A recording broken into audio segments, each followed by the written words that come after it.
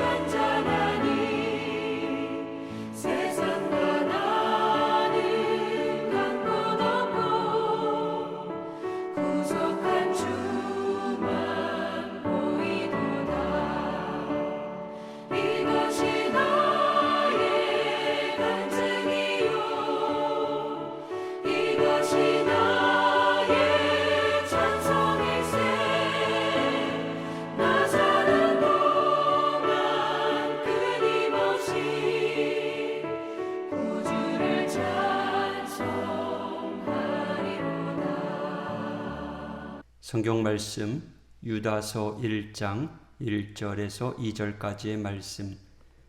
예수 그리스도의 종이요 야고보의 형제인 유다는 부르심을 받은 자 곧 하나님 아버지 안에서 사랑을 얻고 예수 그리스도를 위하여 지키심을 받은 자들에게 편지하노라.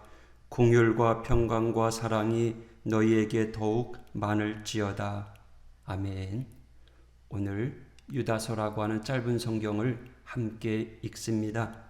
유다서는 예수님의 막내 동생 유다가 기록했다고 전해집니다. 왜 그런가 하면 1절에 예수 그리스도의 종이요 야고보의 형제인 유다는 이라고 소개합니다. 야고보의 형제로 알려진 이는 예수님의 제자 요한과 예수님의 동생 유다뿐인데, 예수님의 제자 야고보는 제일 먼저 순교했기에 그냥 야고보의 형제라고 하기에는 그리 널리 알려져 있지 않습니다.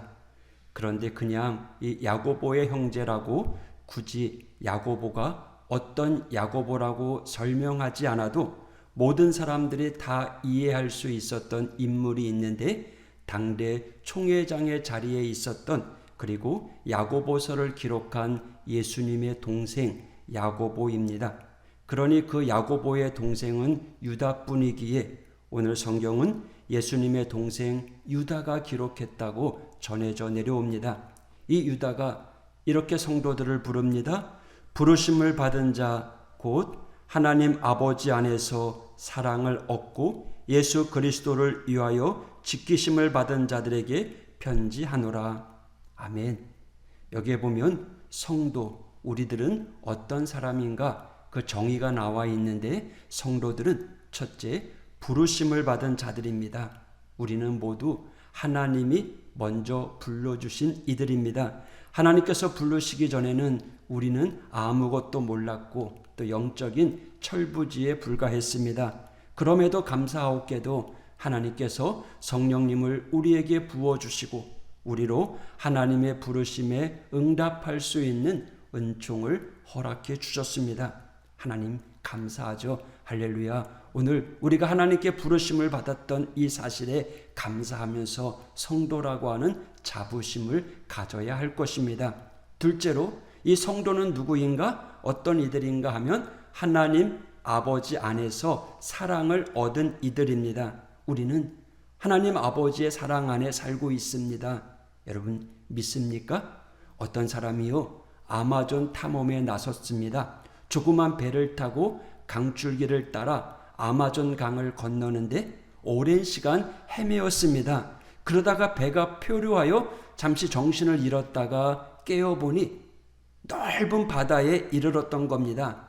이 사람이 얼마나 낙심했던지, 그러다가 문득 지나가는 배를 보고 물었죠. 여보시오, 아마존 강을 찾으려면 어떻게 가야 합니까? 라고 물었더니 그 사람이 하는 말, 당신이 있는 그곳이 바로 아마존 강이요 라고 했답니다.